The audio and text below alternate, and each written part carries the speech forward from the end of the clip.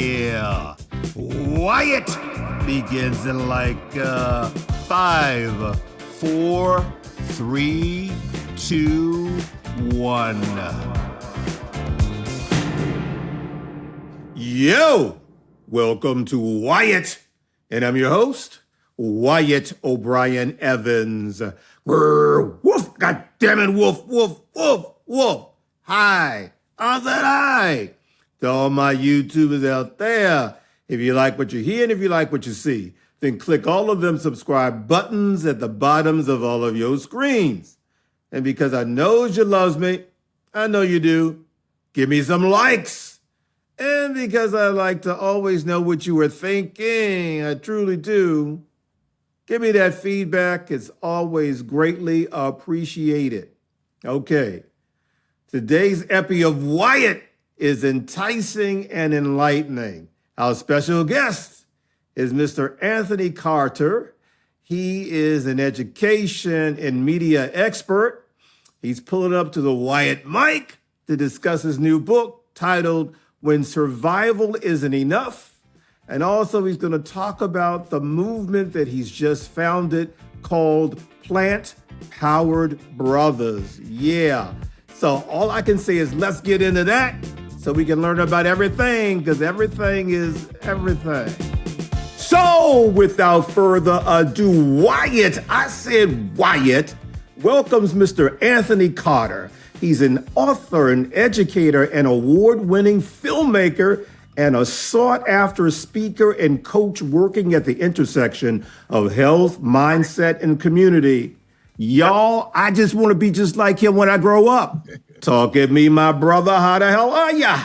I am doing very well. I am a little cold today. It's cold in Connecticut. We got snow everywhere. We had a big snowstorm about a month ago, and it's still kind of hanging around. But I am readjusting to living in a place that has 4 full seasons. I moved here from California, so I'm readjusting to what it's like to live in a place that has 4 full seasons. I used to live in New York, and I grew up in Detroit. So I'm used to seeing 4 seasons. So I got a little spoiled living in California for 14 years, but I'm readjusting. I'm readjusting and bundling up to go absolutely everywhere.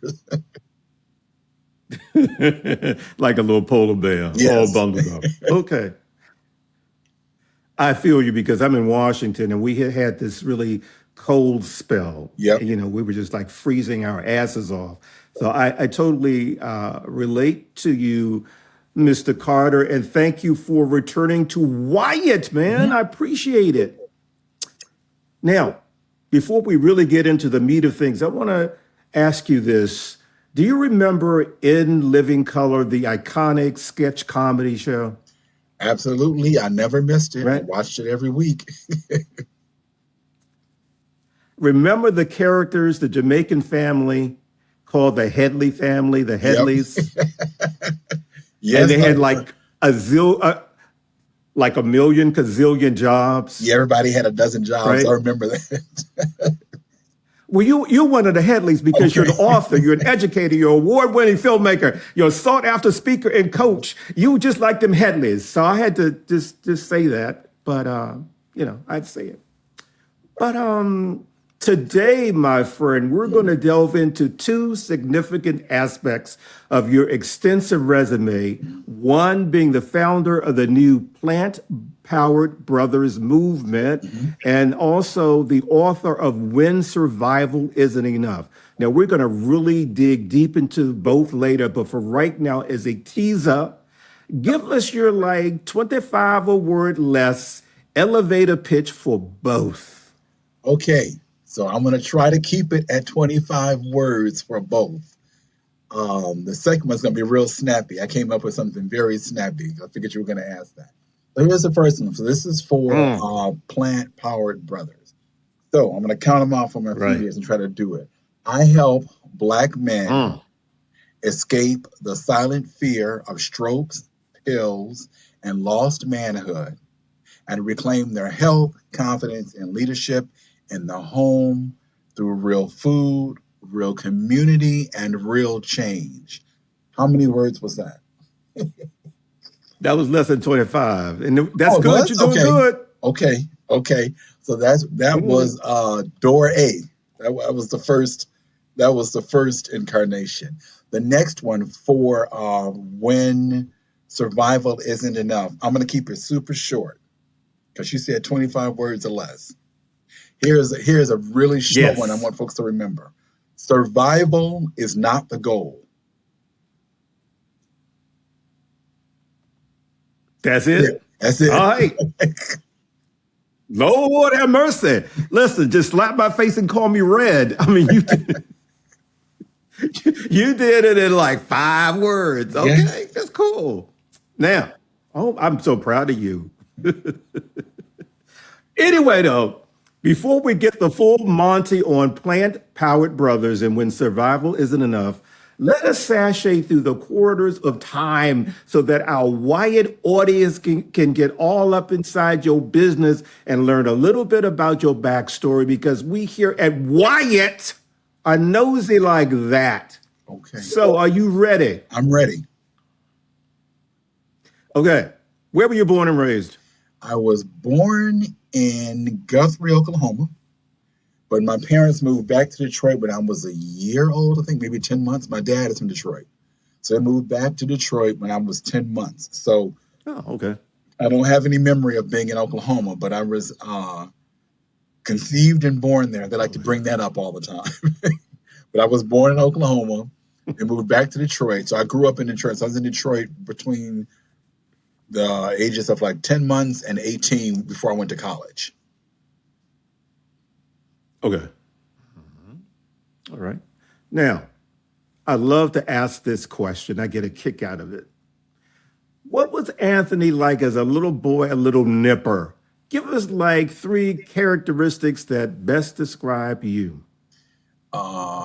Curious, passionate, and uh, I want to say defiant, but that's not the word I'm looking for. So curious, passionate, and I would say, um, what's the word? Creative. I would say creative, curious, and passionate. Mm, okay. I think those are good. Mhm. Now, let's fast forward. You earned a BA in English from Fisk University, which is an historically black college, right? Absolutely. How did that experience? How did that experience help shape you into the professional that you are today? It shaped me in a lot of different ways because when I went to Fisk, when I started as a freshman, I was 18. So we're talking, oh my God, 40 years ago, right? Very different person, this little goofy kid from Detroit who had all these dreams and things he wanted to do. It shaped me because for the first time, I was in a situation where, um, let me back it up. I grew up in Detroit, and a lot of my parents, friends, and their community, they were black folks who were judges and lawyers and doctors and that type of thing. So I grew up around a lot of that. Right. And then, but I thought that was just an anomaly because I didn't see it. Nobody else was doing this, and I didn't see it on TV. So then, when I went to college, it was the first time I was in a situation, particularly in an educational situation, where absolutely everybody looked like me. They all wanted me. They all wanted me and everybody to do well, and it was expected that you were going to do well. It was expected that you would excel. It was expected that you were going to, reshape the world.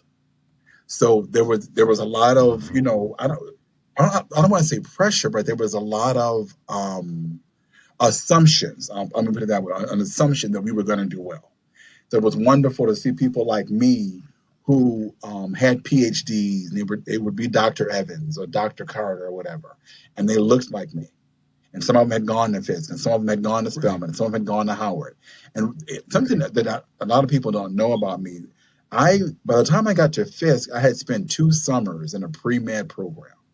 There was a pre-med program at Wow. Morehouse College in Interesting. Atlanta, and it was for people who wanted to be young Black folks who wanted to be in the medical field. And for a while, I wanted to be a doctor Mm-hmm. because, as you mentioned, the Headleys, and you mentioned those folks. Well, a little bit before that, they had the Cosby Show. So we all watched that. Everybody was Right. obsessed. We watched it. We never missed an episode.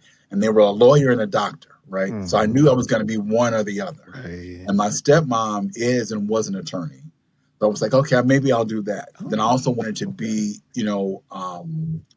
in the 80s, that's what you did as a Black, up and coming or middle class person. You became a professional and you were a doctor or a lawyer or something of that nature. So I wanted to be a doctor.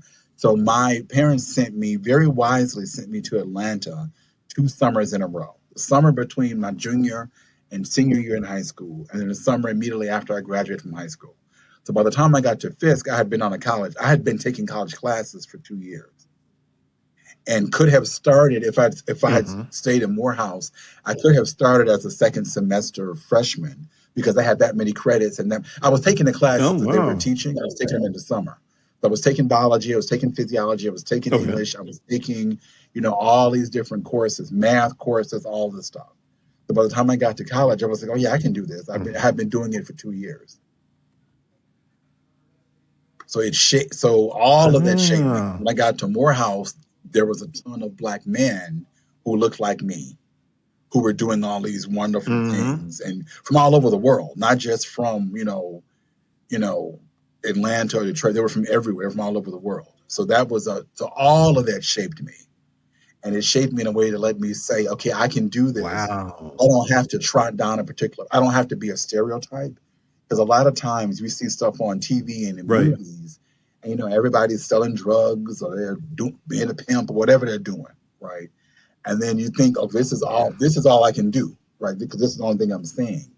And luckily enough, that was one of the great things that my parents did. They put us in situations where we could dream and see people who looked like us doing something Mm-hmm. different. So that completely shaped. Amazing. Yeah. Indeed, it did. That's amazing. Thank you for telling us about that. Um, okay, what I'm going to do is just fast forward because we want to get into the Plant Powered Brothers movement that you founded Mhm. and also your book, When Survival Isn't Enough. I want to first start with your book. Anthony, what was happening in your life that made you realize that survival alone wasn't working anymore? For me, the big thing, and all of it's connected. Like you talked about you mentioned my 12 jobs at the beginning. And I don't look at them as 12 Yeah. separate entities. I look at it as I know I've got one or two major missions for my life, and all of these things, these little Oh, breadcrumbs are a part of it. So what was going on for me? I'm going to take you back to the beginning of COVID. What was going on with me okay. is that COVID hit, and that was 6 years ago. Wow, COVID hit, and I went to the Mhm. doctor a week or two before COVID really kind of exploded, like nationwide, right? I went to the doctor because I was always sick, and I was Mhm. always, Oh, no. I had headaches all the time. I was constantly dizzy.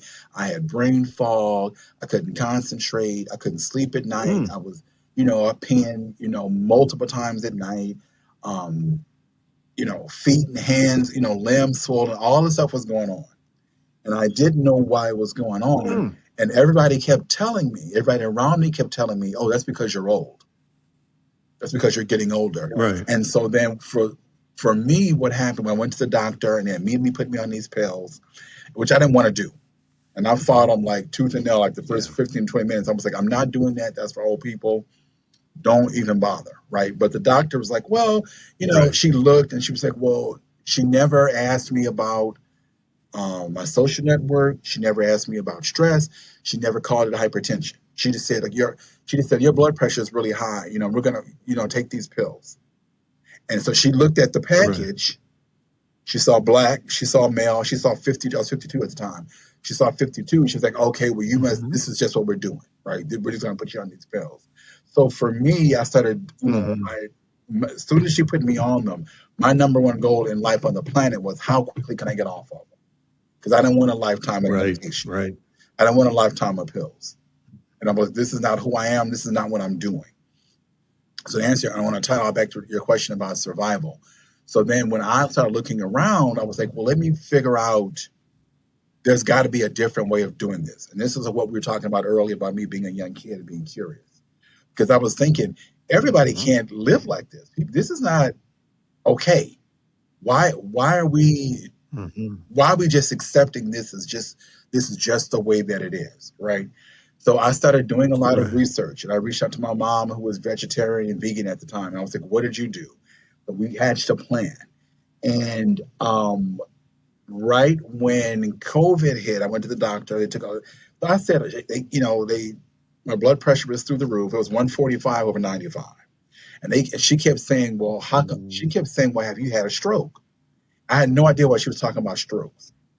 And I thought, why are you talking about it? And she comes, Mhm. like, you've asked me that 4 times. No, I have not had a stroke, you know.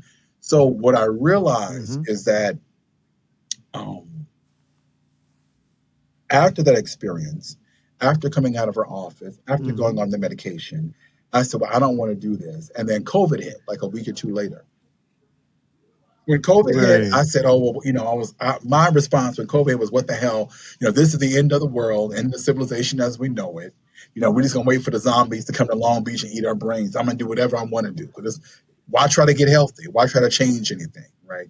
So I was taking the pills. So as you know, 1 month became three, three became six, and then I realized 6 months Mhm. into it, I was like, I'm still feeling. I feel less crappy. I feel somewhat better, but I'm still taking pills Right. and still doing, like, what. So then I decided to do this experiment and do a 30-day experiment where I didn't have any meat and dairy. I was going to pull myself. I was just going to go vegetables and fruit. So I did Mm. that for a month and I felt a lot better. Interesting. I did an experiment. I felt a lot better. And that was in Okay. September of 2020. That was 6 years ago. After that, Right. I did it. I was doing it myself for a year, year and a half, but I was eating I was a junk food vegan. So I was eating, because there are a lot of things that are vegan that are very, like Oreos are vegan. French fries are technically vegan, so you can get, I didn't know that. oh yeah. And so I was doing all this stuff. And then, let me just put this out there. As much as I love her, I love Lizzo, right? And Liz, I was following Lizzo on TikTok and Twitter, and she was talking about being, a fat vegan. I was like, oh, okay, well, she did it.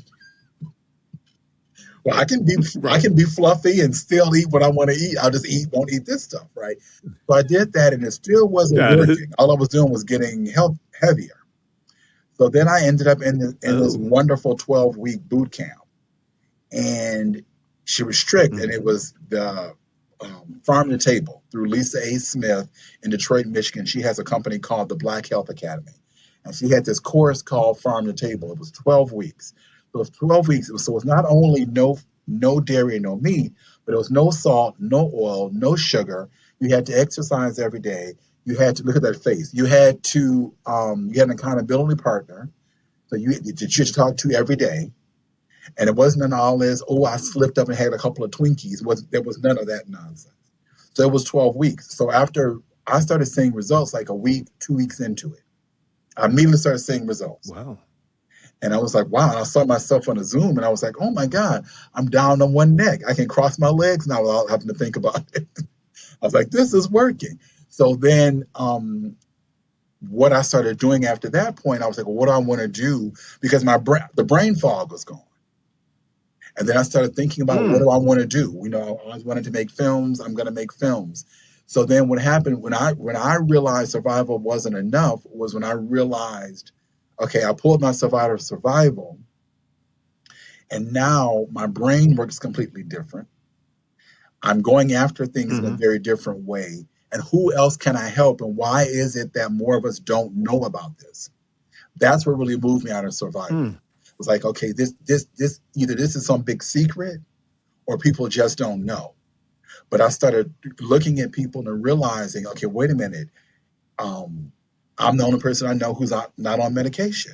I'm the only person I know who is, um, not complaining about aches and pains and all this kind of all the stuff that we just attribute to getting older. I wasn't doing that.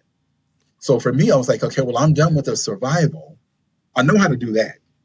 I can do that. Like, no, anybody who's been in that, it's like I tell people, it's like survival. It's like, when I had absolutely no money, I know how to live on $20 a week. I know how to live on pizza and falafel because I've done it. I'm not going to do that again. But for me, I started looking at, okay, what else do I want to do with my life? Because I'm not put here just to survive. So that was the big turnaround for me. It was like, okay, there's got to be more to life than this surviving, and getting through day to day type of thing. So that was a big turning point for me. And the book kind of came out of the movement. So the guide came out of me saying, okay, I figured this stuff out. And then I figured out another chunk. And that's what clicked for me then. So the guide came out of me looking at, okay, I'm eating the black beans, I'm eating the kale, I'm exercising, I'm drinking the water. There's still something that's not clicking. And the thing that wasn't clicking, and this is what 98% of the guide is about, was that I still had some toxicity in my life. I still was not managing stress in a healthy way, right? I had this chronic stress. I didn't have acute. We all have acute stress, right? Something comes up, you got to handle it. Right. But that's different than a day-to-day, all day, no shelf life. It's never going to end. We don't know when this is going. We don't know when we're going to wrap this up. That's a different type of stress, and I had that in my life. Right. And I was like, okay, why am I managing things I don't want to manage? It's one thing if you give yourself a deadline for something and you finish it, right? And okay, this is going to wrap up at this point.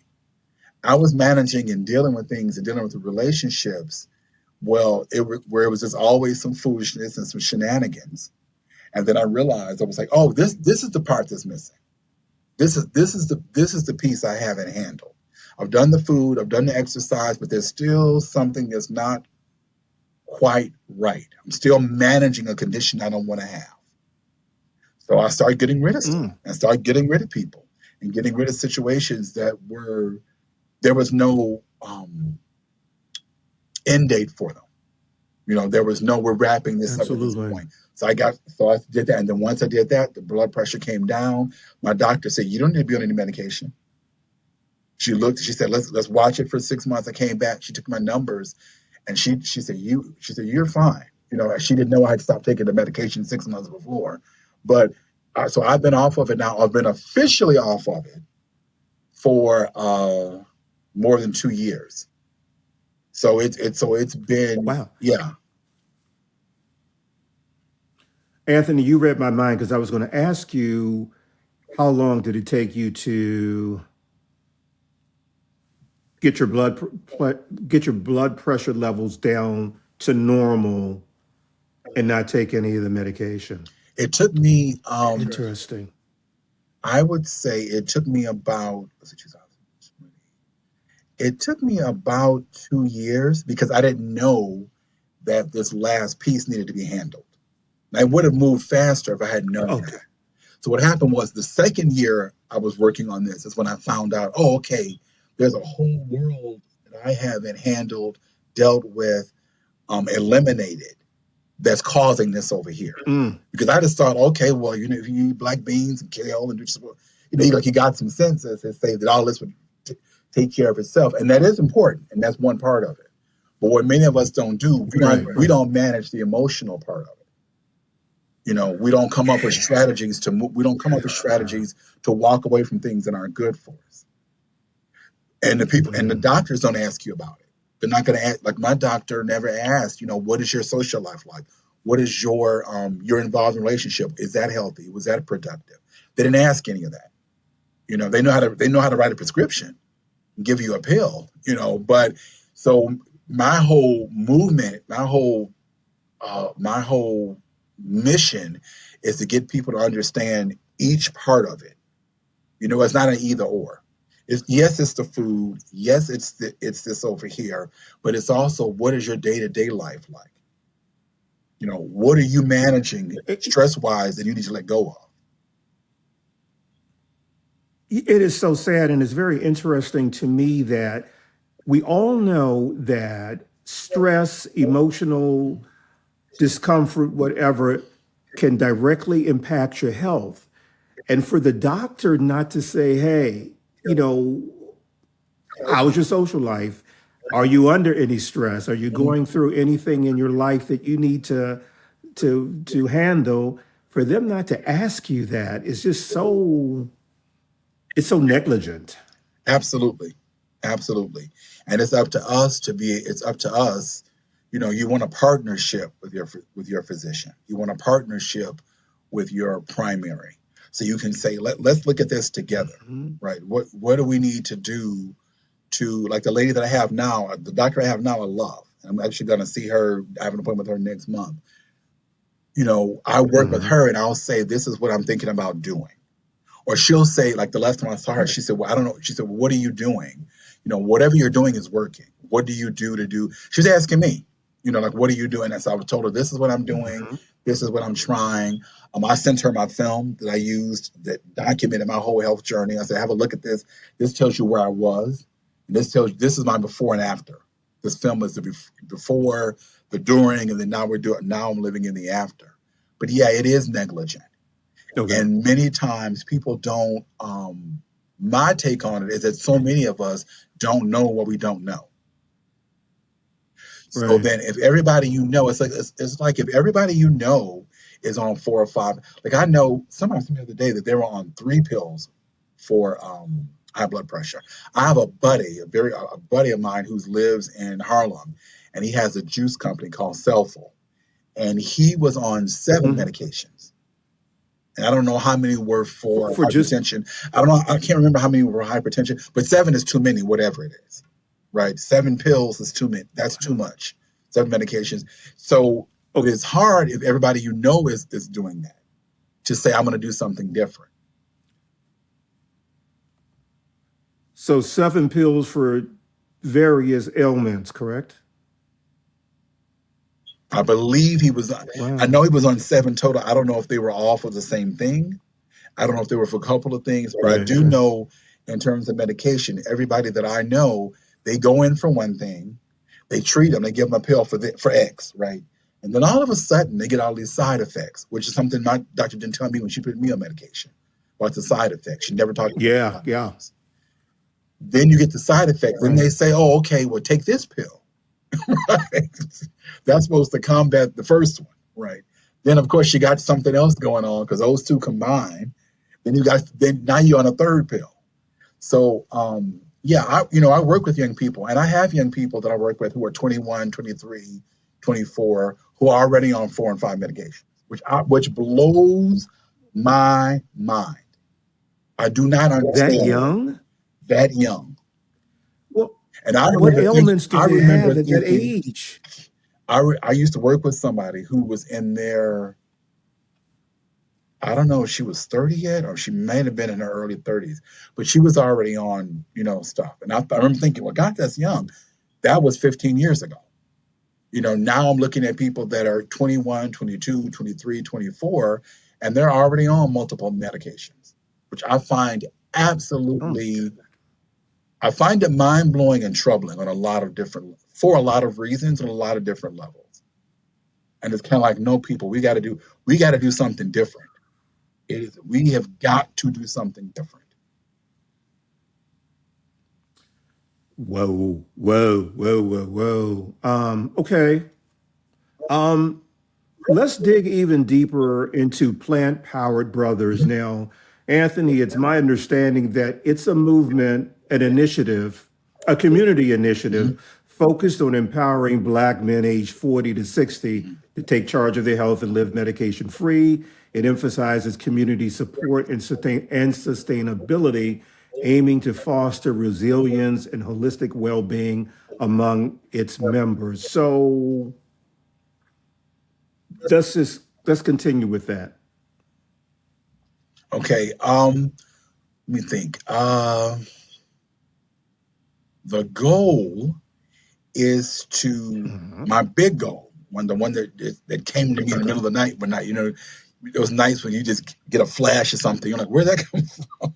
You get those divine downloads. Absolutely. That's what they call them. All of a sudden, I get you it. get an idea for a book or a movie, usually a movement or a TV show or something, right? Originally, what I wanted to do was have 10,000 Black men move Wow. into having their health be an asset, not a liability. Since I started Okay. doing this, what I realized is that I was playing too small. I was playing way, so I Mm. 10x'd it. So now I'm looking at having 100,000 Black men, not necessarily all be vegan, not necessarily all be plant based. That's what worked for me. And that's what I Right. used. That was the vehicle I Right. used to get from point A to point B. That may or may not be Got everybody's it. journey, but I do know and I do believe that it is possible to have 100,000 of us making our health an asset and not a liability, which means you are having certain conversations with your doctor. You're actually going to the doctor. You're not just saying, "Oh, because I'm Black and male, and this and in my 40s, in my 50s, in my 60s, I should be on all this medication." So the goal is to get people Hmm. to really challenge. You mentioned at the beginning about me being young, and I was talking about being curious on this kind of stuff. That's always been both my superpower and my downfall, because it's been a superpower Oh. because it has prevented me from just it's allowed me to understand and be comfortable with pushing against the status quo. Like when people say, "Oh, this is just the way that it is," Hmm. I'm always one that says, "Excuse me, no, no, no, thank you." When I, which, depending on which room you're in and which crowd you're in, some of my folks, some of my peers, some of my folks I know love that about me. A lot of places don't Okay. like it. They want you to shut up and just, just go along to Right. get along. And it's kind of like, well, I've heard people say this to me, but go with the flow. I'm like, but the flow is stupid. Why are we going like, why are we going with this? This is ridiculous. Why would I sign on for this? So for me, it's like, how do I get 100,000 of us to say, no, we're not going to do it that way? And my thinking is that if there were, I was on somebody's radio show last week and we were talking about it. I said, can you Okay. imagine what the planet would look like, what America would look like, what the world would look like if we had 100,000 Black men who decided to make their health an asset and not a liability, and who were thinking clearly, Absolutely. and who were not moving through the world in brain fog and under Hmm. stress? Who can you imagine what you're talking about? A changed universe.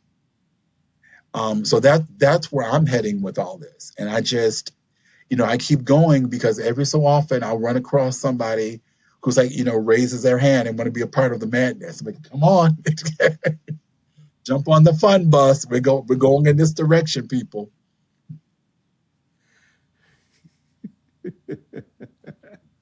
Okay. Now, regarding the movement, Anthony, what does starting small actually look like for men watching right now?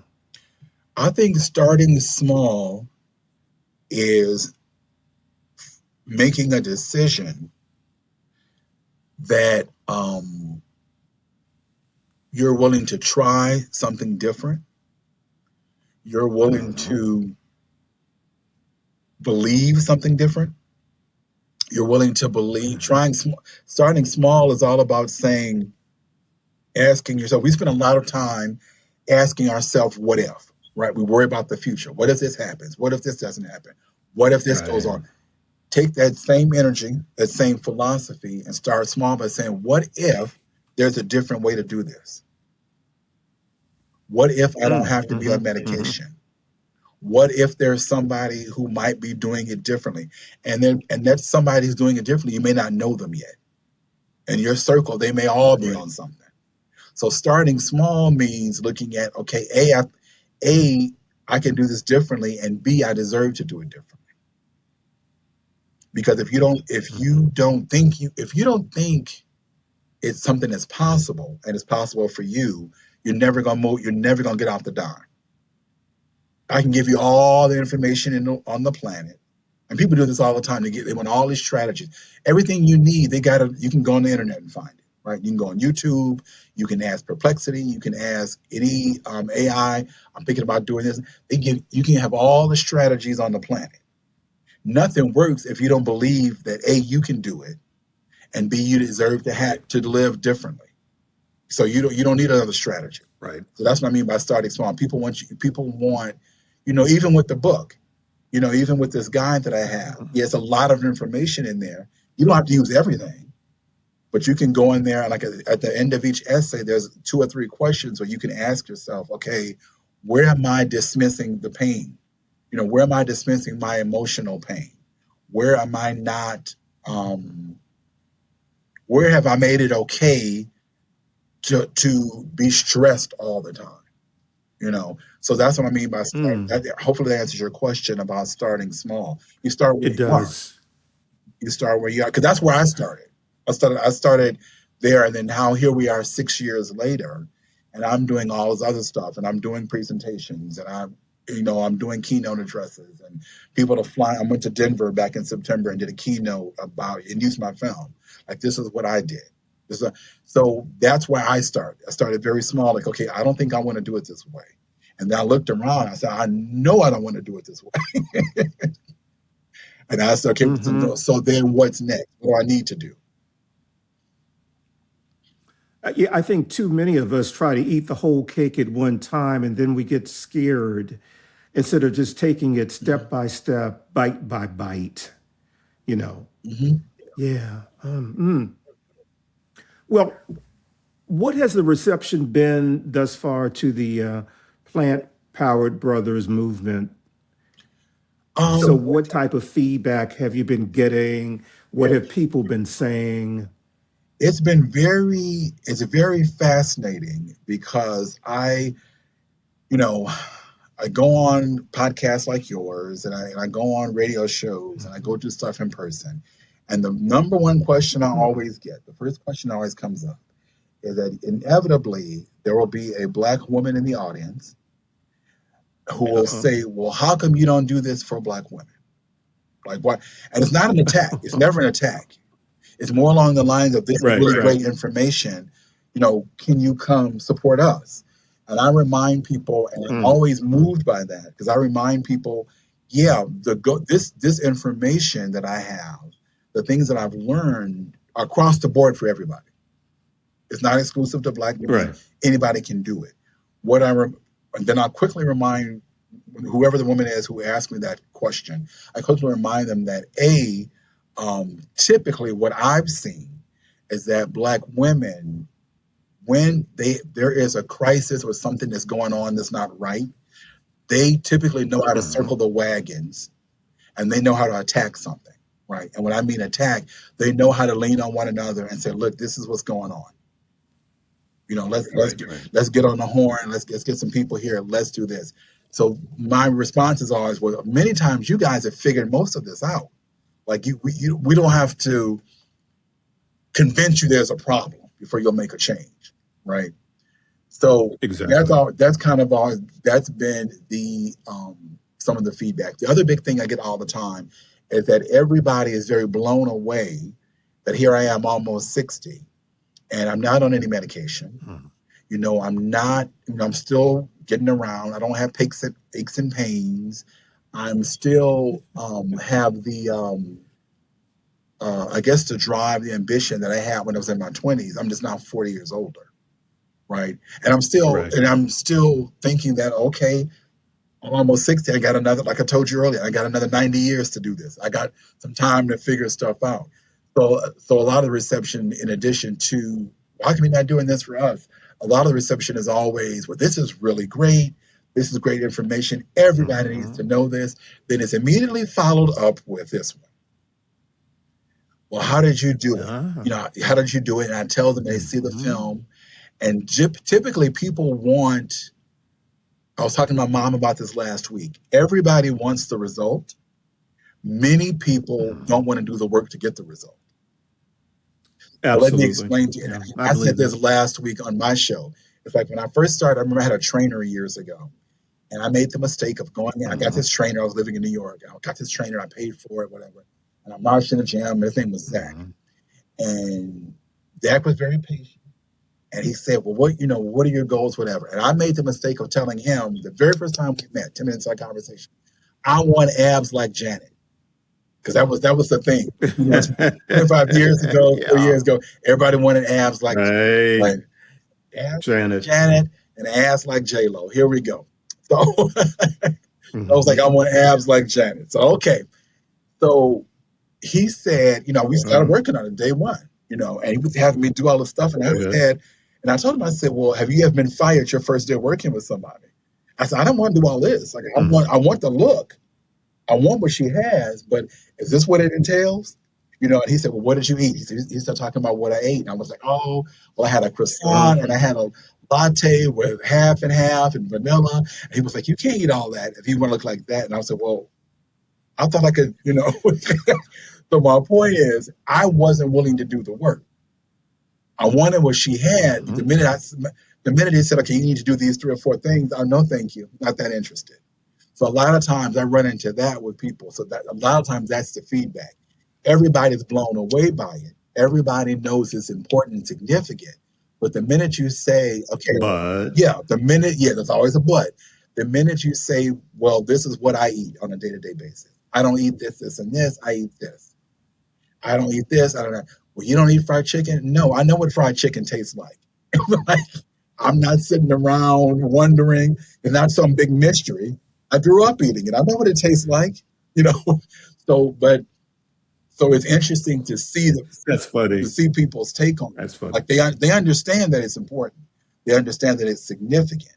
But getting people over that hump to say, okay, Mm-hmm. what am I willing to do to have this happen? Right. It's kind of like, well, what are you willing to do you got to pay the piper. You're gonna pay either way. You're gonna pay somebody. You're gonna pay the person in the white Eh, coats, or you're gonna pay the grocer with the vegetables. What are we doing? But you need to make a decision. So I get that a lot. Like, yeah, this is what yeah, this is really good. I want you to come talk to my congregation. I want you to come talk to my community group. Then you say, okay, and they say, okay, well, how do we get to where you are? Okay, well, this is what I did. Oh no, you know, I get that a lot. Well, I like shrimp too mm. much, or I like. You and I talked a couple years ago about pound cake. Oh yeah. Shrimp and Yeah. pound cake I get it. and biscuits and gravy. Okay, well then maybe you had some decisions to make. So that happens a lot. I get that a lot. Like I say, everybody is and somebody told me back in September when I was in Denver, somebody told me they looked at the film and then looked at me and they Mm. said, well, you look a lot better now. Oh, I said, oh, okay, well, okay. thank you. I guess. I was like, You're well, right, I I was guess. like, yeah, that was 6 years ago. 6 years and almost 30 That's pounds. I funny. was like, no, I was still eating vegan junk food. I don't eat vegan junk food now. So it was Well. but yeah, but so that I get that a lot, you know. Oh, give us a 411 on the Barbershop Revival Tour. Let me Oh ask you yes, this yes, before you yes. start. Do- before you get into it, let me ask this: do attendees get free haircuts? I'm trying to figure that out because I want to be able to I was trying to make a I gotta joke, say, no, no, but no. I'm trying. if you can, I'm trying to So I'll tell you about it. I'll tell you about the free haircuts and okay, go what ahead. I'm trying to work through with these people. So the Barbershop Okay. Revival Tour is all about Hmm. me taking the movement, and I'm going to talk about how I figured out how movements work, right? And how years ago, this isn't the first movement I started. The first couple of ones I started, I did it by default, and I didn't notice what I was doing. And only now, in looking back 15 years, it's like, oh, I've done this before. It was just over here. So the Barbershop Revival Hmm. Tour is all about. It's another extension of Plantpowered Brothers. It's an opportunity for Hmm. me to go into literally go into barbershops, shut the barbershop Hmm. down because they're not open all day every day. So some days they're open. Like my barber is closed on Mondays. So we Right. worked it out. So okay, we'll come in on a Monday and we'll invite people to come in and watch the movie, this film that I did about health, Hmm. and then have a conversation about it. So the Barbershop Revival Tour is all about meeting people where they are, because what I realized, I would have these master classes virtually, right? And I would ask people to come to it. And so people would, a couple of people would show up, and then you'd say, okay, well, let's get down to the nitty gritty and let's get healthy. And then people would kind of like, they would scatter. So I tried different things in terms of doing things virtually, doing things in person, and it wasn't getting there wasn't a whole lot of movement. And then it dawned on me, I said, I need to go where they are. I keep trying to get people to come to me. I need to go where they are. So then I was talking to my barber about it a couple of months ago, and I was telling him the same story. And he said, well, you could do that here. And I said, you would let me do this in your barbershop? He said, yeah. So we set it up. The first one we had, it was very lightly attended. The second one, there was this huge snowstorm. So everything got shut down. So then I had to cancel it. And then we're scheduling the next one for the first Monday in March. So the Barbershop Revival Tour is simply an opportunity for men to get together in a space they normally would come to anyway, which is a barbershop. Show the film, have, light refreshments, and then discuss, what's going on with you, what's going on with your health. And more importantly, not only what's going on with you, not only what's going on with your health, but what is your health preventing you from doing? Like, what are your big dreams that you're not even going after anymore because you're managing your health? So, and it's, and like I said, I was on Barbershop yesterday. I heard all kinds of conversations. I was like, oh, wow.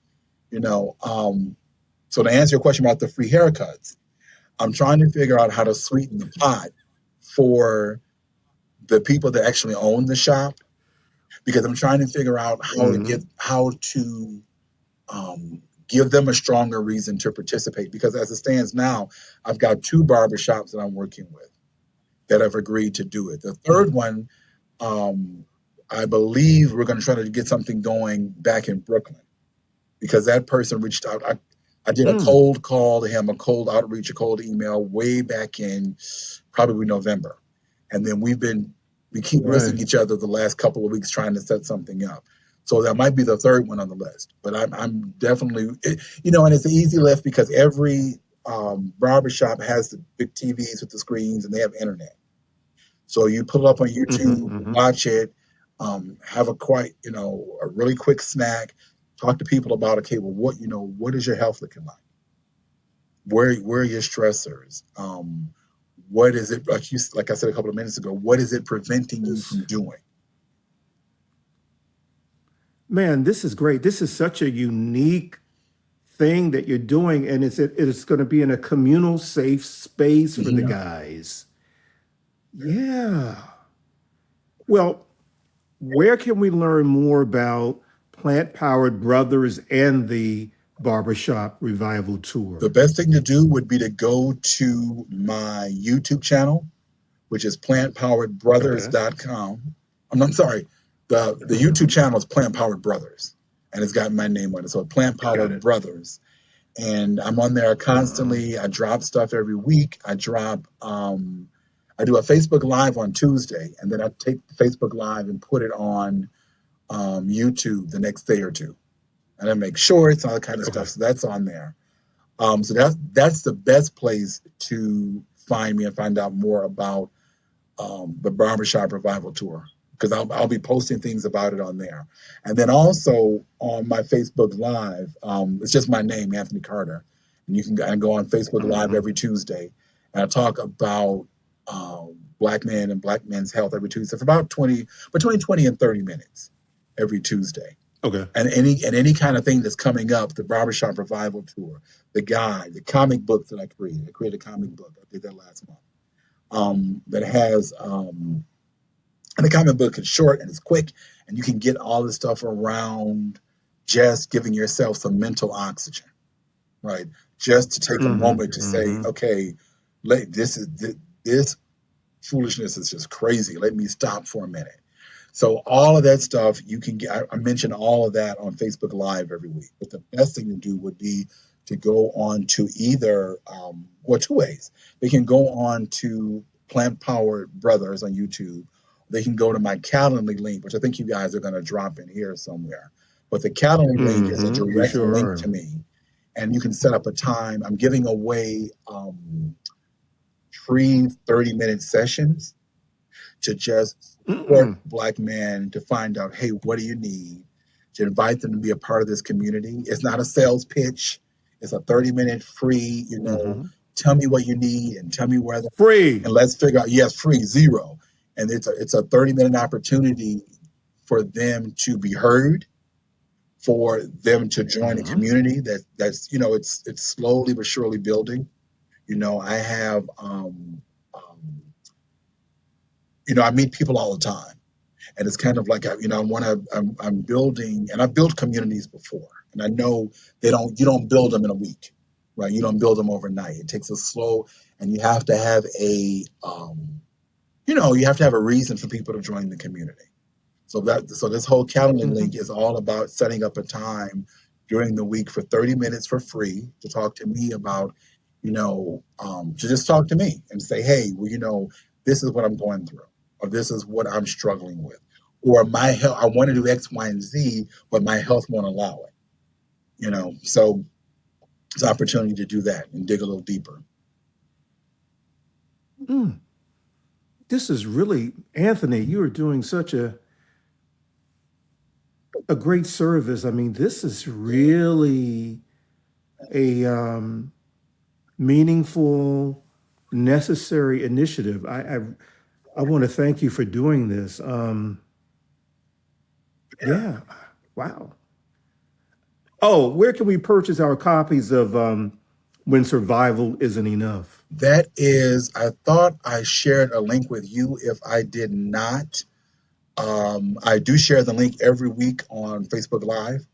So that's another way to stay in contact with me. And like I say, I'm really about helping and supporting Black men enter and go through transformation using the community. Because I firmly believe, and I believe this for a long time, that you do not get well, you do not prosper alone by yourself. Oh, I got this. That's true. We believe we've been taught that we've been given that crock, living here in America, that this individualistic, I'm a self-made person. Nobody does anything substantial on their own. You just don't. There's a whole bunch of folks that's helping you. There's a whole bunch of people that's opening doors that you haven't. There are people that I haven't even met yet that I'm gonna meet and like, okay, I was waiting for you. I'm glad that you brought this up. Right. So the trick is, staying in community. The healing is in community. You're right. Well, Mr. Anthony Carter, thank you so much for stopping by. Wyatt, I appreciate you. Thank you for having me. I'm glad I could come on again. I keep coming back. Just keep coming back, baby. Just keep coming back, because you've got some great information that we all need to hear, really. So, all right, sir. Thank you. Thank you. Yeah. So, y'all, there you have it. You can find the official Wyatt podcast page at WyattEvans.com, the go-to destination for LGBTQ plus news, features, commentary, and entertainment. WyattEvans.com is visited by more than 100 countries on the regular. All I can say to that is, hey, baby. And at WyattEvans.com, you'll find my smoking hot, HAWT hot, Nothing Can Tear Us Apart series of novels. And as you just saw on the top, the newest installment is called Shattered. I said Shattered. And y'all, Shattered is full of action, danger, intrigue, sexually charged situations, passion, and all of the wonderful elements that you're used to in the Nothing Can Tear Us Apart series of novels. So get your new copy of Shattered. Now you can follow me, your host, Wyatt O'Brien Evans, all across social media, and poof is right there for you to peruse, like TikTok and Twitter and Facebook and Instagram. And if you have any comments or whatever, you can hit me up at WyattOnAir@gmail.com. So until next time, y'all, woof, goddammit, woof, woof, woof, woof. I said woof.